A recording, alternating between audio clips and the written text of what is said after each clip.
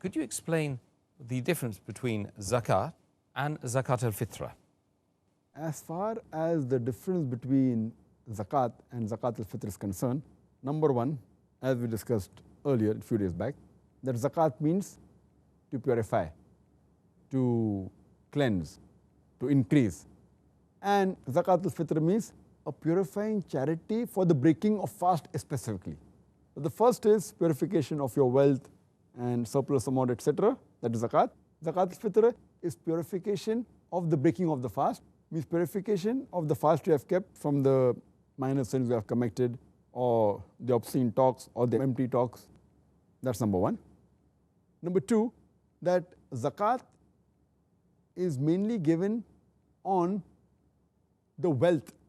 It's meant for purifying your wealth, your surplus wealth, if it is above the nisab level. As far as zakat al-fitr is concerned, it is meant for purification of your fast from empty talks, from obscene talks, all the minor sins that you might have done in the month of Ramadan while fasting. So it purifies that. Number three, zakat should be given by every Muslim who has a surplus wealth above the nisab level. And the nisab level for normal things, whether gold, silver, wealth, etc., is equivalent to 85 grams of gold and 595 grams of silver. If it's cattle, then we discussed earlier that sheep, more than 40, you have to give one sheep, etc., etc. For the farm produce, if without irrigation, it is 10%, with irrigation 5%, etc. So basically, it should begin with those people who are sahib nisab, who have extra wealth, surplus wealth. As far as zakat al-fitr is concerned, every Muslim, whether slave or free, young or old, man or woman, should give zakat al-fitr unless he is very poor or miskeen or doesn't have the provision. This is the third difference. Fourth difference is that the recipient of zakat, there are 8 categories.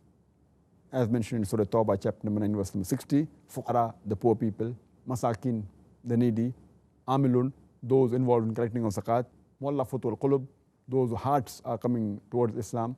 Number 5, rikab, freeing of slaves. Number 6 is gharimun, the debtors. Number 7 is fi sabilillah, in the way of Allah. And the 8th is ibn sabil, the wayfarer. These are the 8 categories who can receive zakat. As far as the recipient of zakat al-fitr is concerned, mentioned hadith of Sunan Abu Dawud, volume number 2, book of zakat, hadith number 1605, it should be given to the poor people. So the recipient are only the very poor and the miskin people who don't have the provision of food. That is the fourth difference. The fifth difference is that the time it should be given. Zakat can be given any time of the year, though it has to be given when you have surplus wealth for 1 full year. That's the time it is due. But it can be given any time of the year. People prefer the month of Ramadan being a blessed month, but can be given any time of the year. As far as zakat al-fitr, it is limited time. You should give it before the Eid al-Fitr Salah, preferably before the poor people go to pray Salah. Or maximum permission is Eve of Eid al-Fitr, or 1, 2, or 3 days before Eid. That's it. So limited 3-4 days time where zakat al-fitr can be given, whereas zakat, it can be given throughout the year. And the last difference is, as far as zakat al-fitr is concerned, it should be given in the form of food that we mentioned: rice, wheat, barley, raisin, dates, etc. But zakat can be given any form, in the form of money. It can be gold, it can be silver, it can be animal. So the equivalent amount can be any form. So these are the major 6 differences between zakat al-fitr and zakat. Well, Dr. Zakir Naik, thank you very much once again. Jazakallah khair.